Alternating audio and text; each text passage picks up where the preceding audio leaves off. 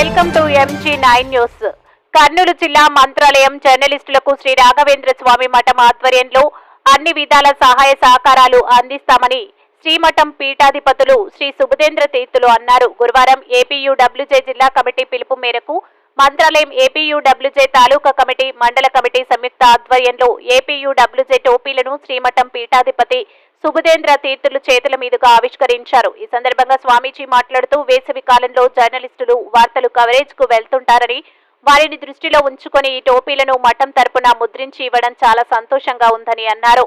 మంత్రాలయ నియోజకవర్గంలోని కౌతాలం, కోసిగి, మంత్రాలయం, పెదకడుబూరు మండలాలకు చెందిన 120 మంది జర్నలిస్టులకు టోపీలను పీఠాధిపతులు అందజేశారు. అనంతరం జర్నలిస్టులకు పీఠాధిపతులు ఫల మంత్ర అక్షింతలు ఇచ్చి ఆశీర్వదించారు.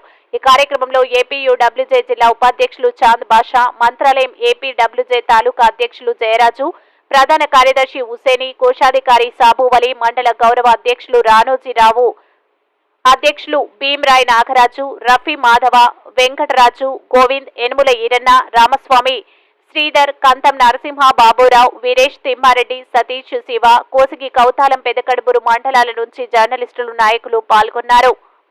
MG9 న్యూస్ తో మంత్రాలయం ఇన్ఛార్జ్ తిమ్మారెడ్డి.